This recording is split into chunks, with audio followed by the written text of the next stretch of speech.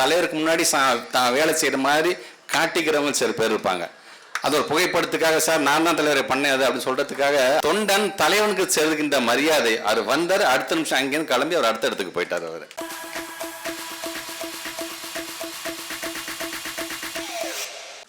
அனைவருக்கும் வணக்கம். மகன் தந்தை காற்றும் உதவி இவன் தந்தை எண்ணொட்டான் கொள்ளையன் சொல் என்கின்ற வள்ளுவனுடைய வாக்கை ஒரு சாட்சியாக ஒரு காட்சியாக நிரூபித்து கொண்டிருக்கின்ற ஒரு மேடையாகத்தான் இந்த மேடையை நான் பார்க்கின்றேன். மக்கள் நீதி மையத்தினுடைய மாநில இளைஞரணி செயலாளர் அன்பு சகோதரர் ஸ்நேகனருடைய தந்தையுடைய புகைப்படத்தை திறந்து வைக்கின்ற ஒரு நிகழ்வு. இந்த நிகழ்வில் கலந்து கொள்ள இங்கே வருகை தந்திருக்கின்ற மக்கள் நீதி மையத்தினுடைய தலைவர், நாடாளுமன்றத்தினுடைய உறுப்பினர், என்னுடைய அன்பு அண்ணன் டாக்டர் கமல்ஹாசன் அவர்களுக்கும், மேடையில் எனக்கு முன்பு உரையாற்றி அமர்ந்திருக்கின்ற திரைப்பட இயக்குனர் என்னுடைய அன்பு அண்ணன் அமீர் அவர்களுக்கும், வருகை தந்திருக்கின்ற தஞ்சை மாநகராட்சியினுடைய மாண்புமிகு மேயர் சகோதரர் சன் ராமநாதன், இந்த இயக்கத்தை சார்ந்திருக்கின்ற அண்ணன் அருணாச்சலம், வருகை தந்திருக்கின்ற டிஆர்ஓ சார் மற்றும் மக்கள் நீதி மையத்தினுடைய அனைத்து நிலையிலும் இருக்கக்கூடிய நிர்வாகி பெருமக்களுக்கும், இந்த ஊர் பொதுமக்களுக்கும், பத்திரிகை துறை ஊடகத்துறை சார்ந்திருக்கின்ற நண்பர்களுக்கும் முதலில் என்னுடைய வணக்கம்.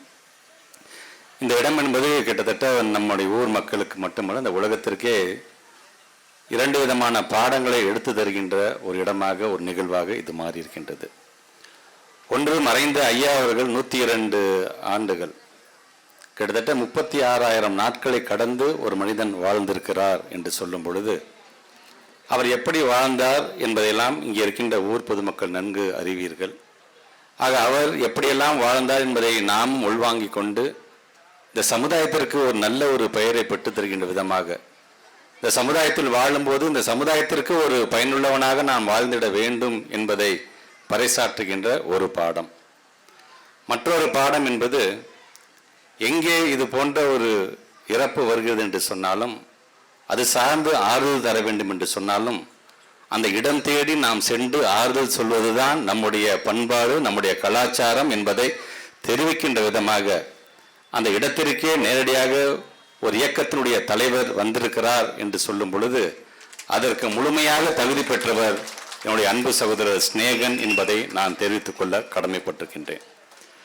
ஈரோடில் நடந்த ஒரு இடைத்தேர்தல், நாங்கள் ஒவ்வொரு இடத்திலும் எங்களுடைய இயக்கத்தினுடைய தலைவர் மாண்பு தமிழ்நாட்டு முதலமைச்சர் ஒரு பொறுப்பாக இந்தந்த பகுதி நீங்களாம் பொறுப்பு என்று சொல்லிவிட்டு போகிறார்.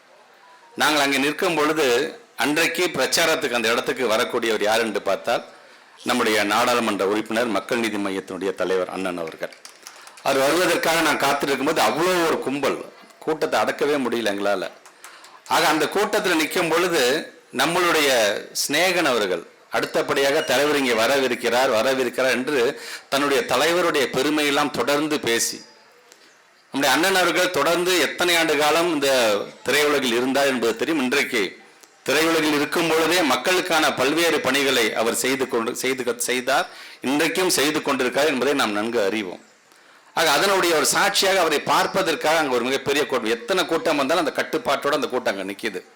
நிற்பதற்கு காரணம் நம்முடைய அன்பு சகோதரர் ஸ்நேகன் ஆற்றிய அந்த உரை, தன்னுடைய தலைவருடைய பெருமையை எடுத்து சொல்லி இப்போ வருகிறார், உங்களுக்காக தான் வந்து கொண்டிருக்கிறார் என்று சொல்லும் பொழுது அண்ணன் அவர்களும் உடனடியாக அந்த இடத்துக்கு வரும்பொழுது ஸ்நேகன் அந்த இடத்துல இருந்து கிளம்பி போயிடுறார்.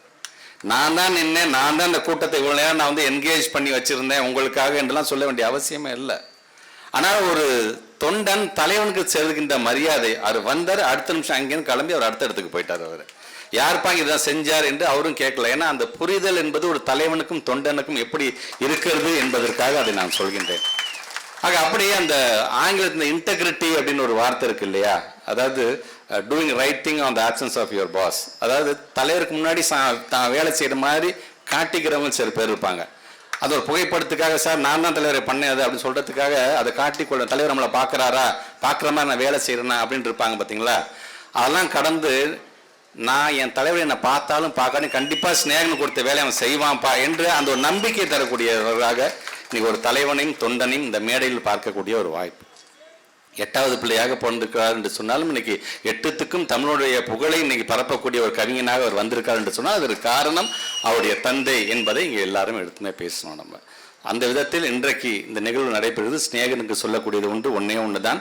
நானும் தந்தை இழந்தவன், நீங்களும் உங்களுடைய தந்தை இழந்தவர். உங்களுக்கு நான் ஆதரவு, எனக்கு நீங்கள் ஆதரவு. நம்மை போன்றவர்களாம் நம்முடைய இயக்கத்தை சார்ந்திருக்கின்ற தலைவர் தான் ஆதரவு என்பதை நீங்கள் மனதில் வைத்துக் கொள்ளுங்கள். ஒரு நல்ல தலைவரை நீங்கள் பெற்றிருக்கிறீர்கள். அதே போன்று ஒரு நல்ல தொண்டனையும் நம்முடைய இயக்கத்தினுடைய தலைவராக மக்கள் நீதி மையத்துடைய தலைவர் அண்ணன் அவர்கள் பெற்றிருக்கிறார்கள். இந்த குடும்ப உறவு என்பது தொடர்ந்து ஒவ்வொரு இயக்கத்திலும் இருந்திட வேண்டும் என்பதுதான் எங்களுடைய ஆசையும் என்பதை இந்த நேரத்தில் தெரிவித்துக் கொண்டு 102 ஆண்டுகள் வாழ்ந்து மறைந்த ஐயா அவர்கள் பொதுவாக அந்த கிராமத்தில் என்ன சொல்லுவாங்க, 100 வயதை கடந்து ஒருத்தங்க இறந்தாங்கன்னா அதை கல்யாண சாவு என்று சொல்வார்கள். எல்லாருமே அதை கொண்டாட வேண்டும் என்று சொல்லுவார்கள். ஆக அந்த விதத்தில் தான் இன்னைக்கு கொண்டாடுகின்ற அதே நேரத்தில் நமக்கான உறுதிமொழியாக எவ்வளோ ஒரு பெரிய ஒரு பிள்ளையை, ஒரு இன்னைக்கு உலகமே பாராட்டுகின்ற பிள்ளையை, தமிழே போற்றுகின்ற ஒரு பிள்ளையை பெற்றிருக்கிறோம் என்று சொன்னாலும் எனக்கு என் ஊர் தான், எனக்கு என் குடும்பம் தான், என்னை நம்பியிருக்கின்ற மக்களுக்கு நான் வாழணும்னு ஒரு வாழ்ந்து மறைஞ்சிருக்காரு பார்த்தீங்களா. அந்த ஐயா அவர்களுடைய அந்த வாழ்க்கை பாடத்தை இன்னைக்கு வெறும் படத்தை மட்டும் திறந்து வைக்கல, ஒரு பாடத்தை நாம் தேர்ந்தெடுத்திருக்கிறோம். அவர் அமைத்து தந்த பாதையில் தொடர்ந்து ஒவ்வொருவரும் நாம் பயணிப்போம். அதுதான் அவருக்கு நாம் செலுத்துகின்ற புகழஞ்சலியாக இருந்துவிடும் என்று மட்டும் இந்த நேரத்தில் தெரிவித்துக் கொண்டு உங்கள் அனைவரோடு சேர்ந்து இந்த ஊர் மக்களோடு சேர்ந்து இந்த நிகழ்வை கலந்து கொண்டிருக்கின்ற எங்களுடைய திராவிட முன்னேற்ற கழகத்தை இயக்கத்தை சார்ந்திருக்கின்ற ஒவ்வொரு நிர்வாகிகளுக்கும், ஒவ்வொரு தோழர்களுக்கும், ஊர் பொதுமக்களுக்கும் இந்த நேரத்தினுடைய வணக்கங்களை சேர்த்து உங்களோடு சேர்ந்து நானும் ஐயா அவர்களுக்கு என்னுடைய புகழஞ்சலியை செலுத்துகிறேன் என்று சொல்லி என்னுடைய உரையை நிறைவு செய்கிறேன். நன்றி, வணக்கம்.